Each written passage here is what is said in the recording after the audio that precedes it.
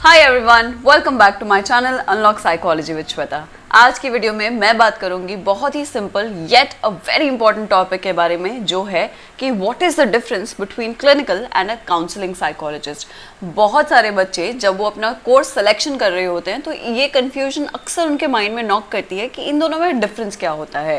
Like आगे चल के क्या उनके कौन सा सब्जेक्ट लेने से वो क्या बन सकते हैं एग्जैक्टली ये उनको कन्फ्यूजन हमेशा बनी रहती है। और आज मैं इस कन्फ्यूजन का सोल्यूशन आप सभी लोगों को प्रोवाइड करने वाली हूँ।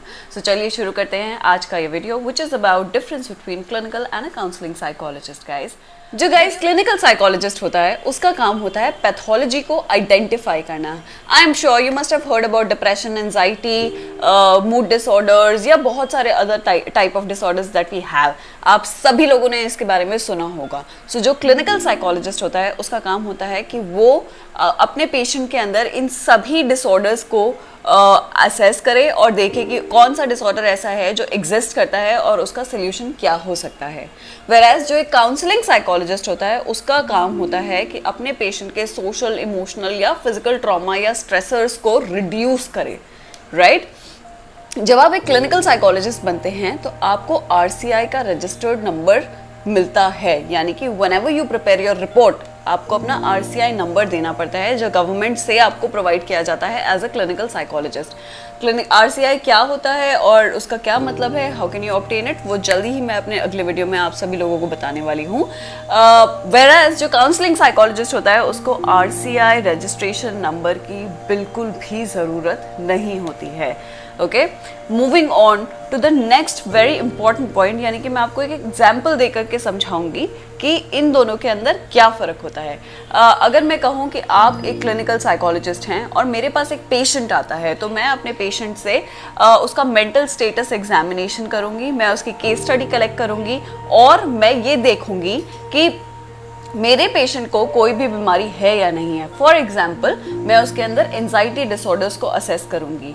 Bye now you all must be knowing कि एंजाइटी डिसऑर्डर्स के अंदर वेरियस कैटेगरीज आती हैं, यानी कि panic disorder, generalize anxiety disorder, your phobias, your agoraphobia and all of that is under it. तो मैं ऐसे सवाल करूंगी जिसके थ्रू मैं ये पता करने की कोशिश करूंगी कि क्या मेरे पेशेंट को इनमें से कोई भी बीमारी है या कोई भी प्रॉब्लम से वो सफ़र कर रहा है या नहीं कर रहा है।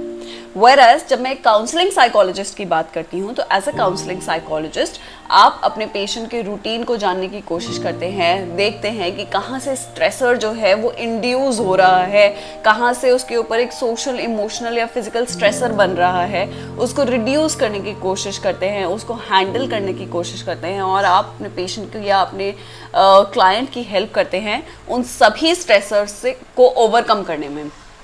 So this is the gist of the difference between clinical and the counseling psychologist. I hope आपको ये वीडियो informative लगा हो guys.